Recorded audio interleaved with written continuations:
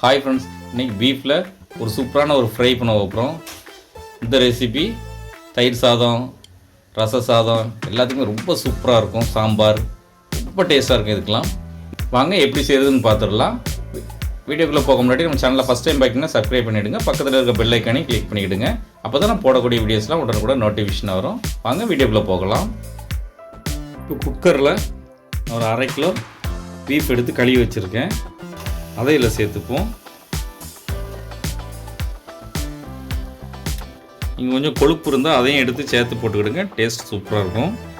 1/4 spoon மஞ்சள் தூள் இதில் சேர்த்துப்போம். இந்த இறைச்சிக்கு தேவையான அளவு உப்பு சேர்த்துக்கலாம். 1 ஸ்பூன் இஞ்சி பூண்டு பேஸ்ட்டு, கொஞ்சமாக கருவேப்பிலை அதையும் இதில் சேர்த்துருவோம். எல்லாத்தையும் கொஞ்சம் மிக்ஸ் பண்ணி விட்டுருவோம். இப்போ கொஞ்சமாக கறி வேகிறதுக்காக கொஞ்சமாக தண்ணி சேர்த்துக்கலாம்.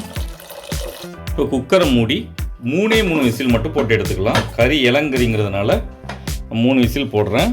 நீங்கள் கறியுடைய தன்மையை பொறுத்து விசில் கூடுதலாக போட்டுக்கிட்டோம்னா போட்டுக்கிடுங்க.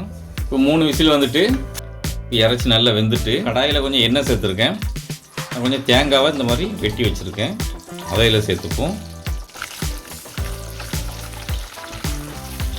இந்த அளவுக்கு தேங்காய் வதக்கிட்டோம். இப்போ நான் ஒரு 2 பெரிய வெங்காயத்தை கட் பண்ணி வச்சுருக்கேன். நீங்கள் சின்ன வெங்காயம் இருந்தால் சின்ன வெங்காயம் சேர்த்துடுங்க. இந்த டிஷ்ஷுக்கு ரொம்ப சூப்பராக இருக்கும். இல்லாததுனால பெரிய வெங்காயம் சேர்த்துருக்கேன். அதையும் சேர்த்து நல்லா வதக்கி வச்சுருவோம். இது கூடவே கொஞ்சம் ரொம்ப இலை போட்டுக்கலாம். ரொம்ப இலை போடும்போது நல்லா வாசமான டேஸ்ட்டாக இருக்கும். வெங்காயத்தை இந்த அளவுக்கு வதக்கிட்டோம். ஒரு 1/4 ஸ்பூன் மஞ்சள் தூள் சேர்த்துக்கலாம். இதில் 1 ஸ்பூன் வத்தல் தூள், 1/2 ஸ்பூன் கரம் மசாலா, 1 ஸ்பூன் இஞ்சி பூண்டு பேஸ்ட்டு, 3/4 ஸ்பூன் மிளகுத்தூள், 3/4 ஸ்பூன் சீரகத்தூள், 1 ஸ்பூன் மல்லித்தூள், 1/2 ஸ்பூன் பெருஞ்சீரகத்தூள். இந்த மசாலாவுக்கு மட்டும் தேவையான அளவு உப்பு சேர்த்துக்கலாம். நம்ம ஏற்கனவே கறியில் உப்பு சேர்த்துருக்கோம், அதனால் மசாலாவுக்கு மட்டும் சேர்த்துக்கலாம்.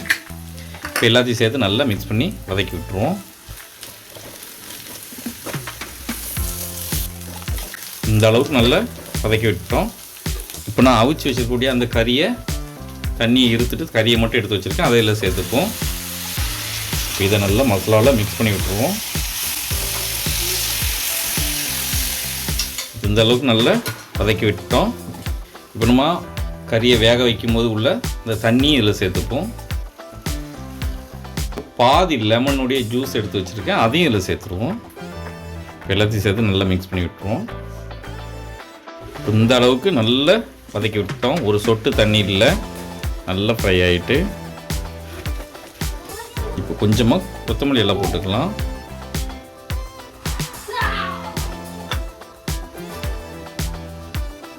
நல்லா மிக்ஸ் பண்ணி விட்டுருவோம்.